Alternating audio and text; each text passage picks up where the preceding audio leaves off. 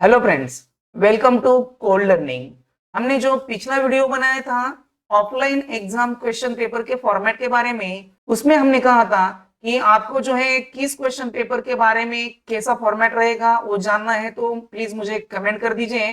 तो उस वीडियो में जो कमेंट आई थी उसके बेसिस पर जो है ये वीडियो हम बना रहे हैं।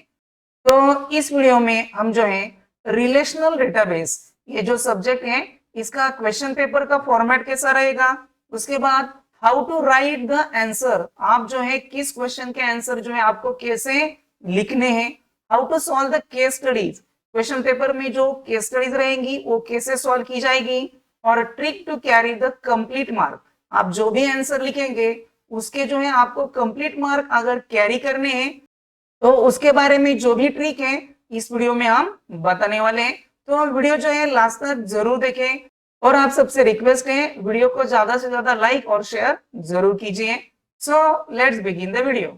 तो यहाँ पर जो है हमने रिलेशनल डेटाबेस इस सब्जेक्ट का जो है ये क्वेश्चन पेपर प्रिपेयर किया है, और ये जो क्वेश्चन पेपर है हमने जो हमारा टीचिंग एक्सपीरियंस है 12 इयर्स का उसके बेसिस पर, और जो 2013 पैटर्न था उसमें भी ये सब्जेक्ट था, उस क्वेश्चन पेपर को फॉलो करके ये जो है क्वेश्चन पेपर हमने प्रिपेयर किया है।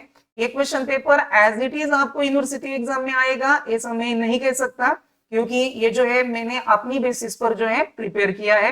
तो इस सब्जेक्ट के क्वेश्चन पेपर में जो फर्स्ट क्वेश्चन रहेगा वो जो है 2 मार्क्स को रहेगा, और यहाँ पर जो है आपको कोई भी 10 क्वेश्चन आएंगे उसमें से कोई भी 8 क्वेश्चन जो है आपको सॉल्व करने हैं। तो यहाँ पर जो है हमने 10 क्वेश्चन लिए हुए हैं, इसके आंसर कैसे लिखे जाएंगे ये मैं आपको बाद में बताऊंगा, पहले जो है क्वेश्चन पेपर हम देख लेते हैं।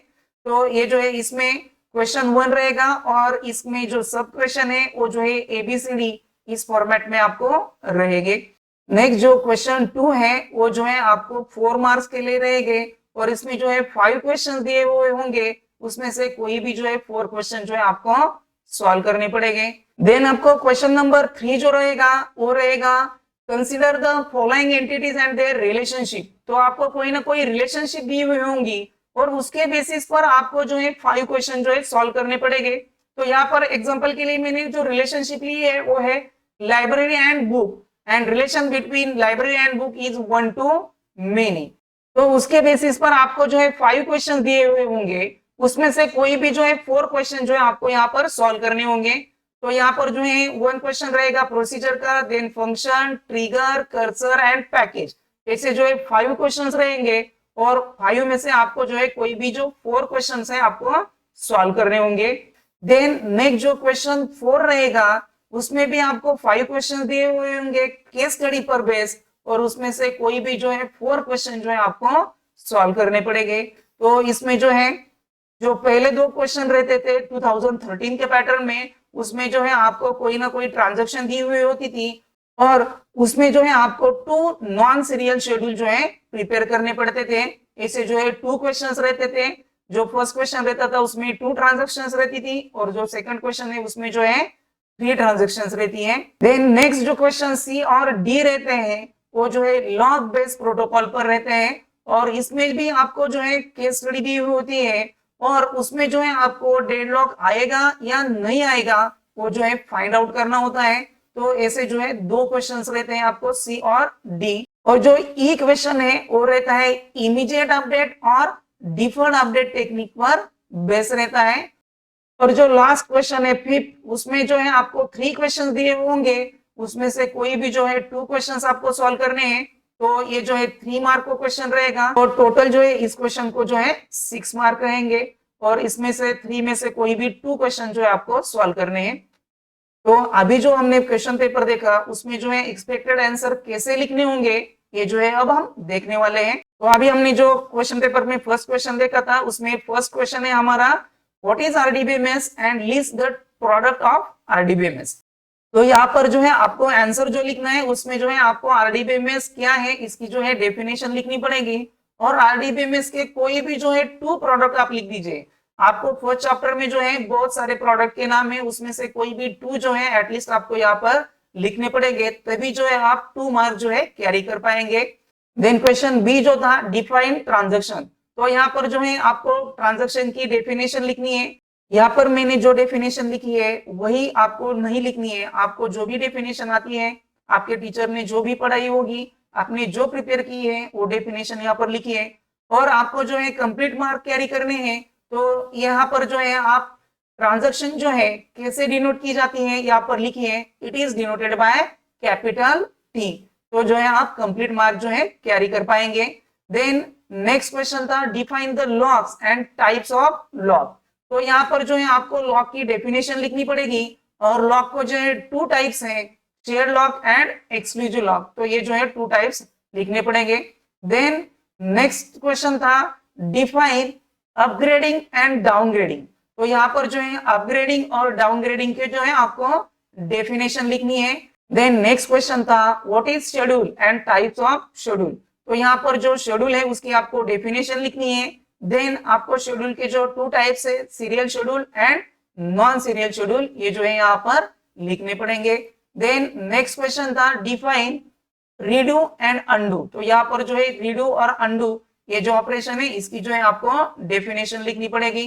देन नेक्स्ट का what is PL/SQL and PL/SQL block diagram.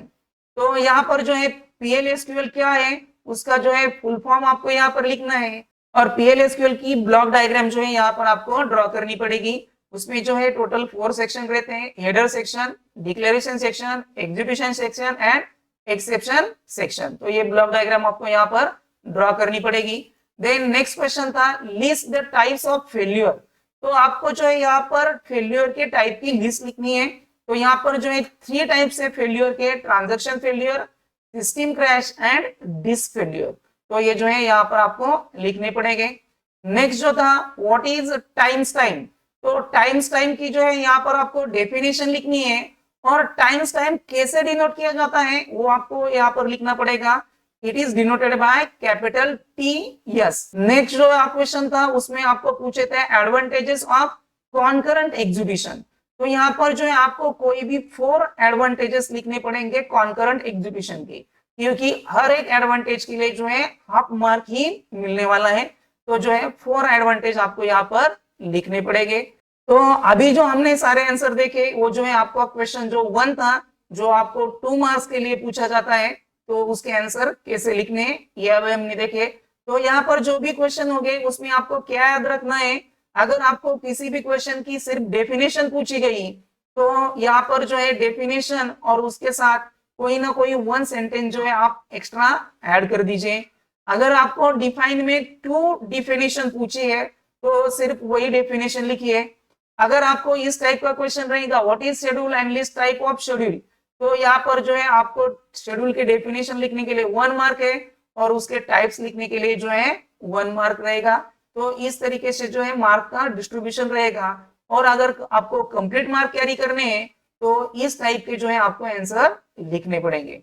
Then अब जो है हम नेक्स्ट जो सेकंड क्वेश्चन है जो आपको 4 मार्क के लिए पूछा जाता है उसके एक्सपेक्टेड आंसर कैसे आपको लिखने हैं ये अब हम देखने वाले हैं। फर्स्ट क्वेश्चन पूछा गया था explain the properties of transaction. तो ट्रांजैक्शन की जो है 4 प्रॉपर्टीज है, atomicity, consistency, isolation and durability. ये जो है 4 प्रॉपर्टी और उसके जो है एक्सपेक्टेड एक्सप्लेनेशन आपको यहाँ पर लिखने पड़ेंगे। हर एक प्रॉपर्टी के लिए जो है 1 मार्क रहेगा। देन नेक्स्ट क्वेश्चन बी है what is cursor and describe types of cursor.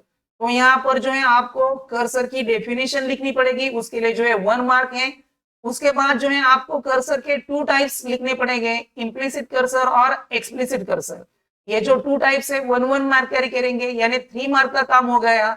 अब जो है आपको एक्सप्लिसिट कर्सर कैसे डिक्लेयर किया जाता है वो जो है इन डिटेल लिखना पड़ेगा। उसमें जो है declare the cursor object, open the cursor connection, fetch the cursor data and close the cursor connection. ये जो है 4 पॉइंट जो है आपको यहाँ पर लिखने पड़ेंगे। देन नेक्स्ट क्वेश्चन है एक्सप्लेन फीचर्स ऑफ ओरेकल।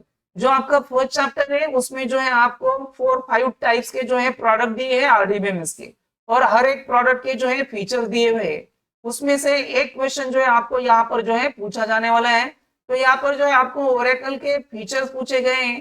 तो आपको जितने सारे फीचर्स आते हैं उसमें से आपको जो है यहाँ पर एटलीस्ट 8 फीचर जो है लिखने पड़ेंगे। हर एक फीचर जो है ओनली हाफ मार्क जो है कैरी करने वाला है। तो हर एक फीचर लिखना है यहाँ पर और उसका जो है 2 लाइन में जो है आपको सिर्फ एक्सप्लेनेशन लिखना पड़ेगा। तो इस तरीके से जो है आपको जो प्रोडक्ट पूछा जाएगा उसके जो है 8 एटलीस्ट फीचर लिखने पड़ेंगे, तभी जो है आप कंप्लीट 4 मार्क जो है कैरी कर पाएंगे। देन नेक्स्ट क्वेश्चन है what is the difference between DBMS and RDBMS. तो आपको क्वेश्चन पेपर में 1 जो है क्वेश्चन डिफरेंस का रहेगा। तो यहाँ पर जो है सबसे खास बात क्या है, जो भी आप डिफरेंस लिखेंगे वो जो है टेबुलर फॉर्मेट में ही लिखिए और डिफरेंस के जो है आपको 4 पॉइंट लिखने पड़ेंगे। तो यहाँ पर जो आरडीबीएमएस और डीबीएमएस का डिफरेंस है इसके जो है हमने 4 पॉइंट लिखे हैं और आरडीबीएमएस और डीबीएमएस के एग्जांपल भी लिखे हैं, तो जो है कंप्लीट 4 मार्क जो है मिल जाएंगे। नेक्स्ट क्वेश्चन है explain time stamp based protocol. तो यहाँ पर जो है आपको टाइम स्टैम्प बेस्ड प्रोटोकॉल जो है इसका एक्सप्लेनेशन लिखना है।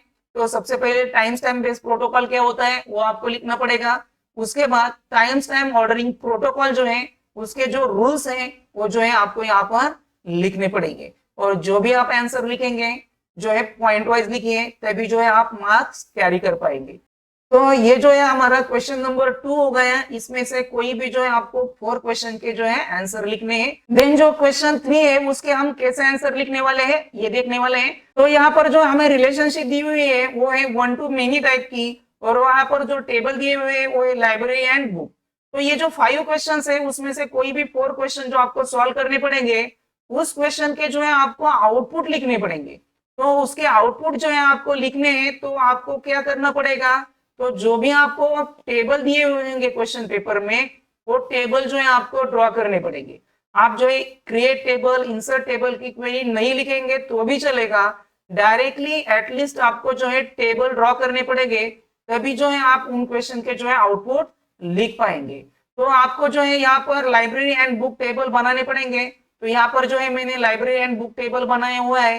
तो ये टेबल बनाने के लिए आपको सबसे पहले क्या करना पड़ेगा, यहाँ पर जो भी क्वेश्चन है आपको अच्छे से पढ़ने पड़ेंगे। तो यहाँ पर देख लीजिए प्रोसीजर में पूछा है book written by mister Patil from the DPU library, यानी मिस्टर पाटिल जो है ऑथर होने चाहिए और डीपीयू लाइब्रेरी आपकी जो है टेबल में होनी चाहिए। उसके बाद जो फंक्शन पूछा है उसमें टोटल प्राइस पूछी गई है। ट्रिगर में जो है इंसर्ट और अपडेट पर जो है हमें ट्रिगर फायर करना है और कर्सर में जो है हमें बुक जो है डिस्प्ले करने हैं लाइब्रेरी वाइज। तो ये सारे क्वेश्चन हमें जो है सॉल्व करने हैं। तो इससे हमें क्या समझ में आ गया कि जो है हम टेबल क्रिएट करने वाले उसमें कोई ना कोई ऑथर का नाम मिस्टर पाटिल होना चाहिए और किसी ना किसी लाइब्रेरी का नाम जो है डीपीयू लाइब्रेरी होना चाहिए। तो यहाँ पर जो है मैंने इस तरीके से टेबल क्रिएट किए हैं। जो फर्स्ट टेबल है लाइब्रेरी उसके जो है यहाँ पर एट्रीब्यूट लिए हुए हैं और उसमें जो है ओनली 2 एंट्रीज जो है हमने लिखी है और उसके बाद जो है बुक टेबल बनाए हैं। बुक टेबल में जो है ऑथर का नाम जो है मिस्टर पाटिल कहीं ना कहीं पर होना चाहिए, तो यहाँ पर वो लिया हुआ है। तो यहाँ पर जो रिलेशनशिप है वो 1 to many है। तो यहाँ पर आपको क्या बात याद रखनी पड़ेगी, जो 1 का टेबल है उसकी प्राइमरी की जो है जो मेनी का टेबल है उसमें फॉरेन की यूज होनी चाहिए। तो ये बात आपको याद रखनी पड़ेगी। और जो भी आप 1 का टेबल है आपका वो उसमें जो है आपको कम एंट्री मारनी है और जो मेनी का टेबल है उसमें एंट्री जो है ज्यादा मारनी पड़ेगी। यहाँ पर जो है इस बात के लिए आपको मार्क्स नहीं है, इसमें बहुत सारी एंट्रीज मारने में आपका टाइम वेस्ट मत कीजिए। ओके, तो सिर्फ आपको जो है आपके कोई ना कोई आउटपुट आना चाहिए हर एक क्वेश्चन का, उसके हिसाब से आप टेबल प्रिपेयर कीजिए। यहाँ पर जो है हम फर्स्ट क्वेश्चन सॉल्व करने वाले हैं। Write a procedure to display name of book written by mister Patil and are from DPU library. तो यहाँ पर जो है मिस्टर पाटिल ने जो बुक लिखा है और जो डीपीयू लाइब्रेरी में वो हमें डिस्प्ले करना है, उसके लिए प्रोसीजर लिखनी है। यहाँ पर जो है आपको प्रोसीजर लिखनी पड़ेगी। तो प्रोसीजर जो है क्रिएट और रिप्लेस प्रोसीजर, यहाँ पर प्रोसीजर का नाम लिया है हमने पी बुक। उसके बाद एज और इज में से कोई भी जो है कीवर्ड आएगा। उसके बाद जो है हमने यहाँ पर क्वेरी जो लिखी है वो बाय यूजिंग कर्सर लिखी है और क्वेरी में क्या लिखा है, select b name from the book and library where library.lno is equal to book.lno and a name is equal to Mr. Patil and L name is equal to DPU। तो इस तरीके से जो है आपको प्रोसीजर लिखनी पड़ेगी। तो आपका जो एग्जामिनर है होगा वो जो है पेपर चेक करने के वक्त जो है आपकी क्वेरी देखने वाला है।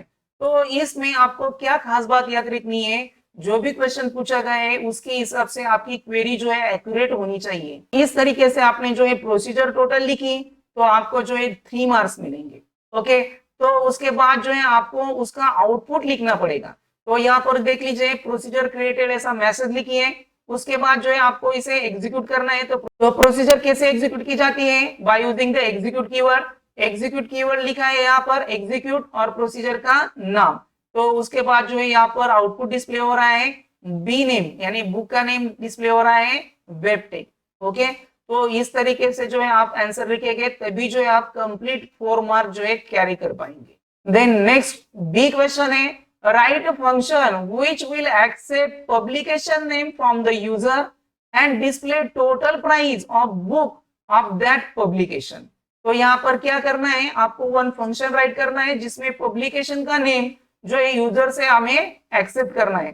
तो यहाँ पर हमने फंक्शन लिखा है क्रिएट और रिप्लेस फंक्शन F1, उसमें जो है पब्लिकेशन नेम जो है एज ए इनपुट कैरेक्टर जो है एक्सेप्ट किया है। उसके बाद return number as total price number.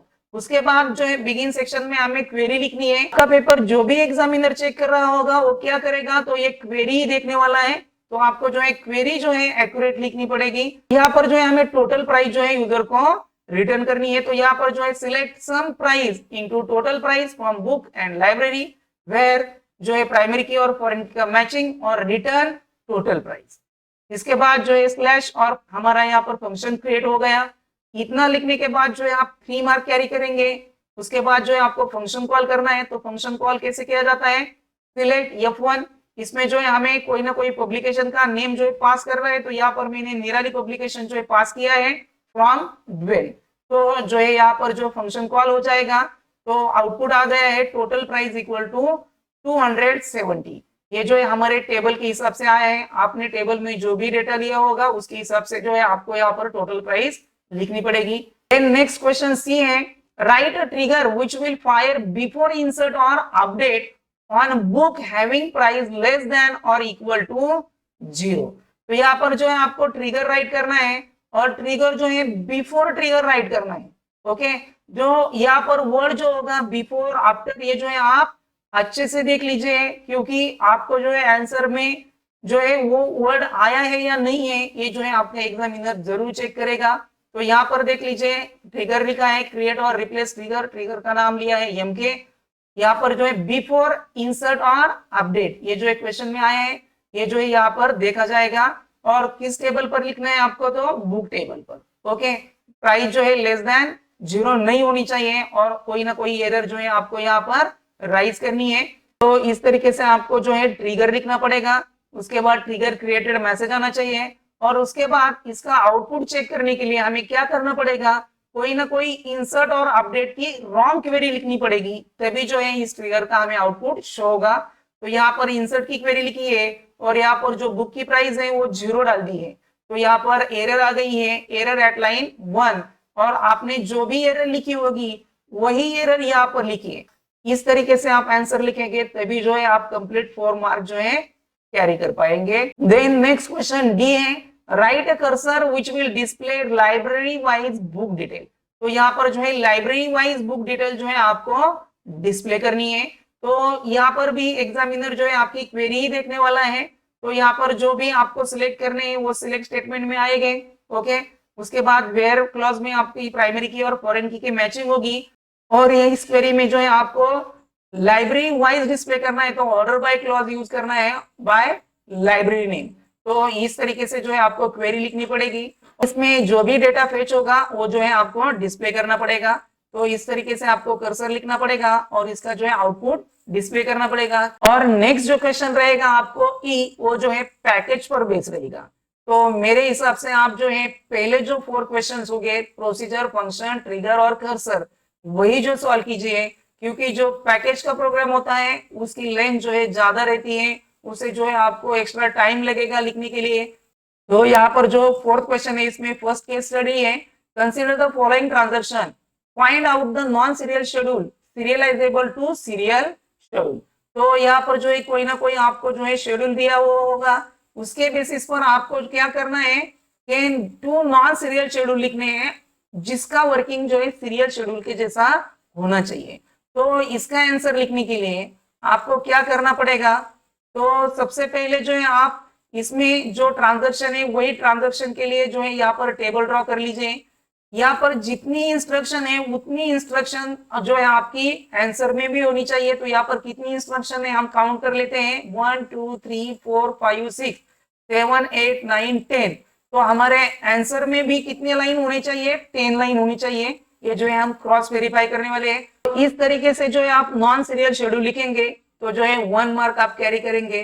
तो आपको क्या करना है सेकंड मार्क के लिए, तो आपने जो नॉन सीरियल शेड्यूल लिखा है वो सीरियल शेड्यूल के जैसे वर्क करता है या नहीं करता है, ये जो है आपको प्रूव करना पड़ेगा।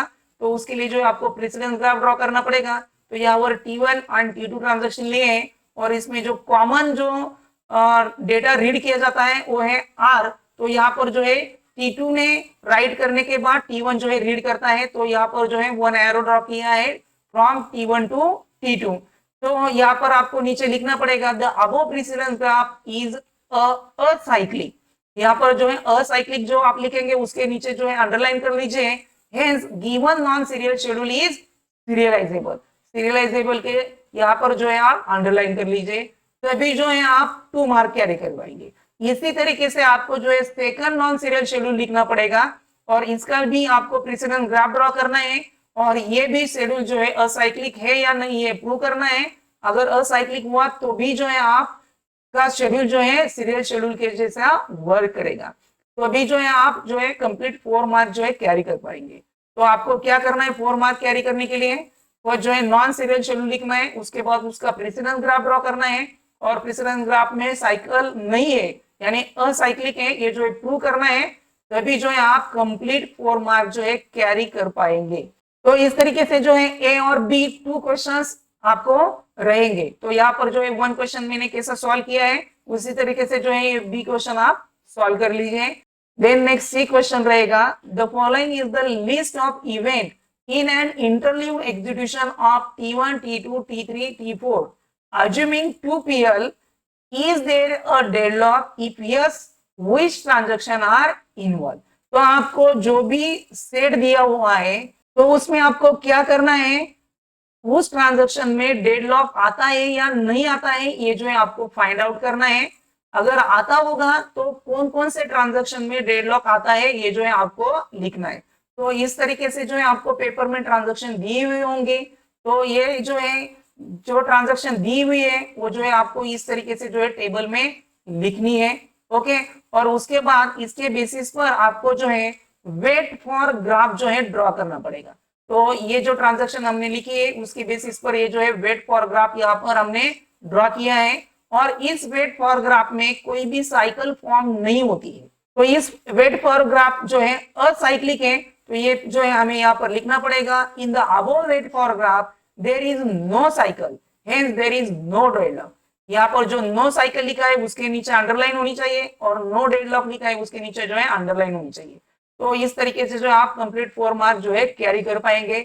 जो आप ये टेबल ड्रॉ करेंगे उसके लिए 1 मार्क रहेगा, ये जो ग्राफ ड्रॉ करेंगे उसके लिए 1 मार्क रहेगा। उसके बाद आपका ग्राफ साइक्लिक है या असाइक्लिक है ये लिखने के लिए 1 मार्क और डेडलॉक है या नहीं है ये लिखने के लिए 1 मार्क। इस तरीके से जो है ये 4 मार्क जो है डिस्ट्रीब्यूट होंगे।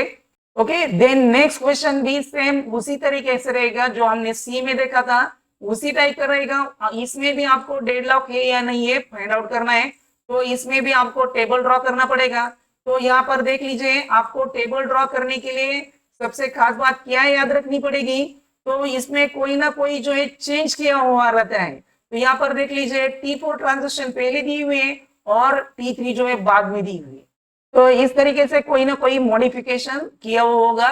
तो अच्छे से देख लीजिए जितने आपके टाइम जोन होंगे उतने जो है यहाँ पर लाइन होनी चाहिए। तो ये जो है क्रॉस वेरीफाई कर लीजिए और उसके बाद उसका भी आपको वेट फॉर ग्राफ ड्रॉ करना है।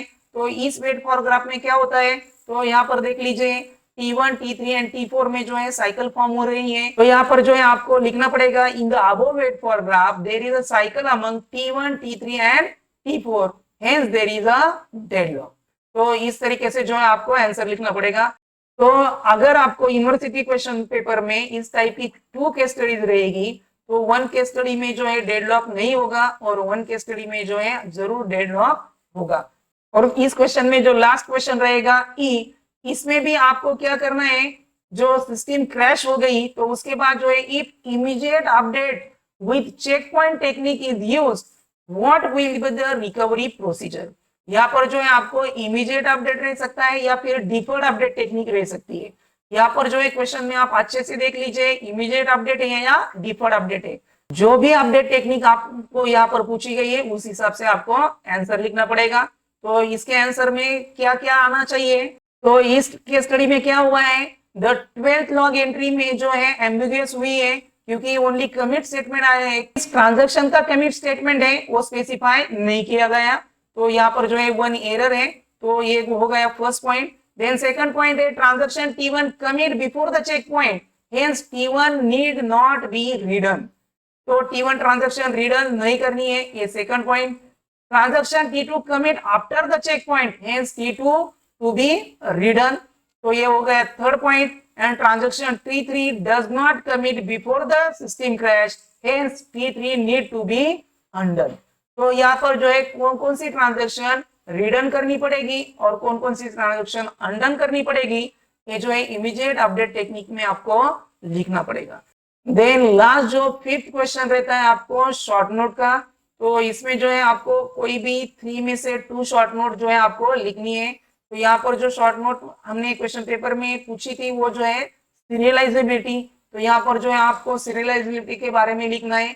तो यहाँ पर जो है आपको आंसर लिखने में फ्रीडम रहता है, आप सीरियलाइजेबिलिटी के बारे में जो है उसका एक्सप्लेनेशन लिखिए, उसके एडवांटेजेस लिख सकते हैं, उसके डिसएडवांटेज लिख सकते हैं, तो आंसर जो है आपको फ्रीडम रहेगा।